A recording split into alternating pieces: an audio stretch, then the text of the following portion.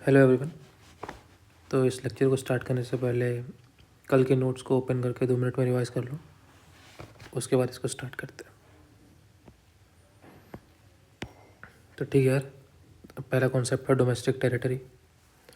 Domestic territory मतलब जहाँ पे हमारी इंडिया की पॉलिटिकल बाउंड्रीज़ हैं, पहले तो वो, और उसके अलावा ये सारे पॉइंट्स आते हैं उसमें।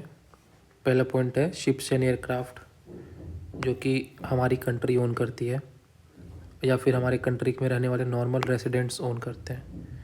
नॉर्मल रेसिडेंट्स क्या होते हैं वो भी नीचे बताऊंगा मैं। Fishing vessels, oil and natural gas rigs, जो ऑयल और नेचुरल गैस होते हैं उन्हें हम स्टोर करके रखते हैं ठंडे पानी में या पानी में, क्योंकि उनमें आग लग सकती है इसलिए, तो उनको बोलते हैं oil and natural gas rigs. Floating platforms, और हमारी एम्बेसी मतलब जहाँ पे हमारे राजदूत वगैरह बाहर रहते हैं दूसरी कंट्रीज़ में, और कॉन्सुलेट एंड मिलिट्री एस्टेब्लिशमेंट्स जो कि बाहर लोकेटेड है इंडिया की, मतलब वो इंडिया की लोग जो बाहर के कंट्री में काम कर रहे हैं वो एक जगह पर रहते हैं एम्बेसीज़ में और कॉन्सुलेट्स में, तो वो हमारे डोमेस्टिक बाउंड्री में आती है। अब डोमेस्टिक बाउंड्री में क्या नहीं आती है डोमेस्टिक टेरिटरी में, जो कि बाहर की कंट्री की एम्बेसीज़ हमारे कंट्री में है। जैसे कि जापान की एम्बेसी हमारे कंट्री में है अगर, तो वो जापान की डोमेस्टिक टेरिटरी है, हमारी नहीं। और इंटरनेशनल ऑर्गेनाइजेशन जो यूएनओ, डब्ल्यूएचओ, यूनेस्को की हेडक्वार्टर्स या उनके कुछ ऑर्गेनाइजेशन हमारे कंट्री में अगर हैं तो भी वो हमारे डोमेस्टिक टेरिटरी में नहीं आएंगे। हाँ, अब नॉर्मल रेसिडेंट्स क्या होते हैं? नॉर्मल रेसिडेंट्स होते हैं जो हम जैसे इंडिया में ही रहते हैं या किसी कंट्री में रहते हैं और वहीं पे कमाते हैं, वहीं पे खर्च करते हैं, तो सेंटर ऑफ इकोनॉमिक इंटरेस्ट, तो whose centre of economic interest lies in that country, मतलब वो वहीं पे कमाते हैं, वहीं पे खर्च करते हैं, तो वहाँ के नॉर्मल रेसिडेंट्स हैं। तो वहाँ के नॉर्मल रेसिडेंट्स जो शिप्स और एयरक्राफ्ट्स ओन करते हैं वो हमारे डोमेस्टिक टेरिटरी में आते हैं। अब इससे कुछ एक्सेप्शंस हैं नॉर्मल रेसिडेंट्स के, वो आप पढ़ लो। डिप्लोमेट्स जो हमारे राजदूत बाहर की कंट्री में काम कर रहे हैं, कमर्शियल ट्रैवलर, टूरिस्ट, स्टूडेंट्स जो बाहर के हमारे कंट्री में पढ़ रहे हैं, वो इंडिया के नॉर्मल रेसिडेंट्स नहीं हैं। और पीपल जो वो डब्ल्यूएचओ, यूनेस्को, इंटरनेशनल ऑर्गेनाइजेशन में काम कर रहे हैं वो भी नॉर्मल रेसिडेंट्स नहीं हैं। ठीक है, अब हमारा कॉन्सेप्ट है फैक्टर इनकम और ट्रांसफ़र इनकम।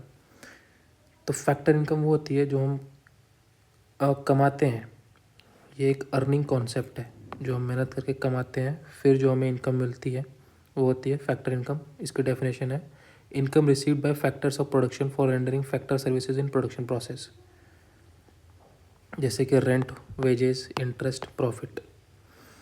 और जो आपको रिसीव होती है वो होती है ट्रांसफ़र इनकम, जो कि आप बिना किसी प्रोडक्टिव काम को किए आपको वो मिल रहा है बस वो इन रिटर्न में, वो होती है ट्रांसफ़र इनकम।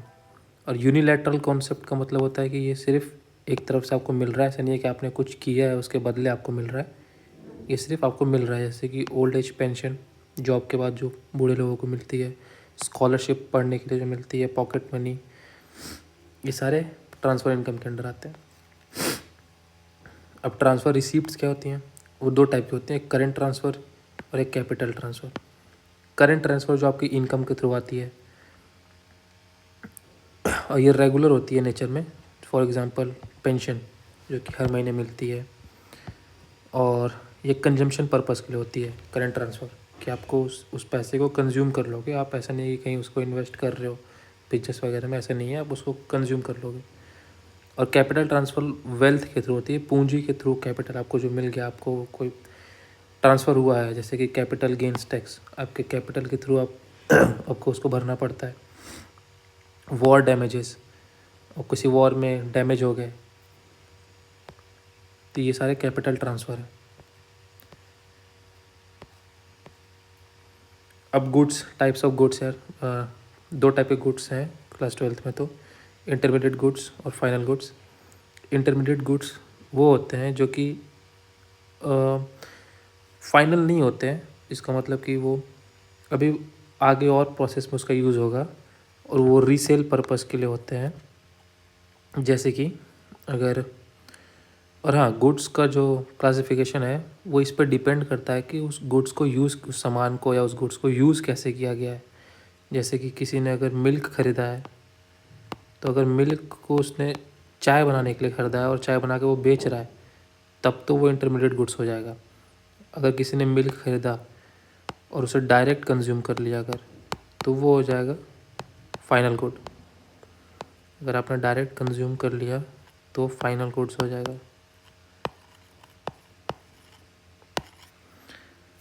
अब उसी मिल्क को आप चाय बना रहे हो, फिर उसको बेच रहे हो, तो फिर वो मिल्क इंटरमीडिएट गुड्स होगा। तो किसी भी गुड को यूज़ कैसे कर रहे हैं उस पर डिपेंड करता है वो टाइप्स ऑफ गुड्स क्या होगा।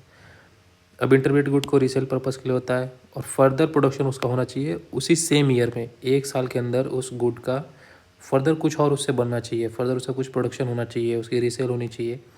अगर 1 साल के बाद हो, अगर नहीं हो, 1 साल के अंदर नहीं हो रहा है, तब तो फिर वो फाइनल गुड्स में आ जाएगा।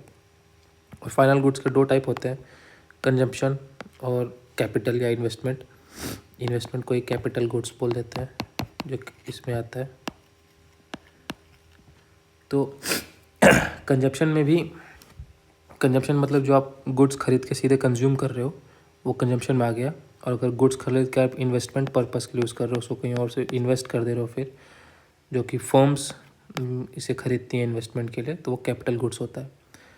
अब कंजप्शन गुड में भी 4 टाइप्स हैं, durable, semi durable, non durable और सर्विसेज। ड्यूरेबल जो कि ज़्यादा टिकती हैं, जैसे कि अगर 3 साल से ज़्यादा टिक रही है, कार हो गई, वो ड्यूरेबल हो गया। सेमी ड्यूरेबल में आपका 1 से 3 साल तक, जैसे कि आपके क्लोथ्स, कपड़े हो गए। और नॉन ड्यूरेबल में फ्यूल हो गया, फूड हो गया। और सर्विसेज तो आप कोई भी सर्विस ले रहे हो, जैसे कि आप मोची के पास जा रहे हो, डॉक्टर के पास जा रहे हो, किसी टीचर से ट्यूशन पढ़ रहे हो, वो सर्विसेज होगी। या फिर कोई आप एप्लीकेशन यूज़ कर रहे हो तो वो सर्विसेज के अंडर आएगा। अब प्रोडक्शन बाउंड्री क्या होती है? इंटरमीडिएट गुड्स और फाइनल गुड्स के बीच की एक बाउंड्री का एक कॉन्सेप्ट है कि जब तक वो प्रोडक्शन फेज़ में है कोई भी गुड, वो जब बाउंड्री उसने जब तक प्रोडक्शन बाउंड्री क्रॉस नहीं की उस गुड ने, तब तक वो इंटरमीडिएट गुड्स रहेगा। अगर उसने उस बाउंड्री को क्रॉस कर लिया है, प्रोडक्शन फेज़ को उसने पार कर लिया है, तो आउट ऑफ प्रोसेस है वो, तो फाइनल गुड हो जाएगा।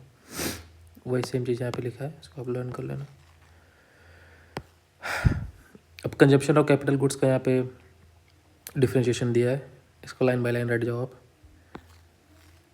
हाँ, और सबसे मोस्ट रिपीटेड क्वेश्चन यही था बोर्ड्स का कि फाइनल गुड्स और इंटरमीडिएट गुड्स में डिफरेंस बताओ। और यहाँ पे एक करेक्शन है, यहाँ पे इंटरमीडिएट गुड को नॉट इंक्लूडेड कर लेना, वही यहाँ पे मेंशन किया है, ठीक है। तो फाइनल गुड्स को यूज़ फॉर कंजम्पशन और इन्वेस्टमेंट, वो डायरेक्ट कंजम्पशन इन्वेस्टमेंट के यूज़ होता है। और इंटरमीडिएट गुड्स को रीसेल कर सकते हैं उस सेम प्रोडक्शन ईयर में, 1 साल के अंदर ही अंदर। इसका नेचर जो होता है फाइनल गुड का, उसको हम नेशनल और डोमेस्टिक इनकम की कैलकुलेशन में इंक्लूड करते हैं। इंटरमीडिएट गुड्स को इंक्लूड नहीं करते हैं। क्यों नहीं करते हैं? क्योंकि टू अवॉइड डबल काउंटिंग को अवॉइड करने के लिए। एग्जांपल में आप देखो एक बार यहाँ पे, हाँ, प्रोडक्ट बाउंड्री क्रॉस कर लिया होता है, ये विद इन प्रोडक्शन बाउंड्री होता है अभी intermediate goods. Milk for house hold, अपने घर में मिल्क खरीदा गया घर के लिए, तो वो हो गया फाइनल गुड्स। और अगर डेयरी शॉप में खरीदा गया है उससे वो फिर कुछ और बनाएगा, कर्ड, पनीर, कुछ भी, तो वो हो जाएगा आपका इंटरमीडिएट गुड्स। कुछ क्वेश्चन है इनको आप सॉल्व कर लो। Car purchase by the household, durable होगा। Good purchase for the following purpose of final goods, for both certification of want and for investment in form, ये होते हैं फाइनल गुड्स। अब इनको आप अटैम्प्ट करो कि कौन सा फाइनल है, कौन सा इंटरमीडिएट है, और पॉज करके अटैम्प्ट कर लो, और लास्ट में आपके इसमें आंसर दिया होगा उससे आप मैच कर लो। Thank you.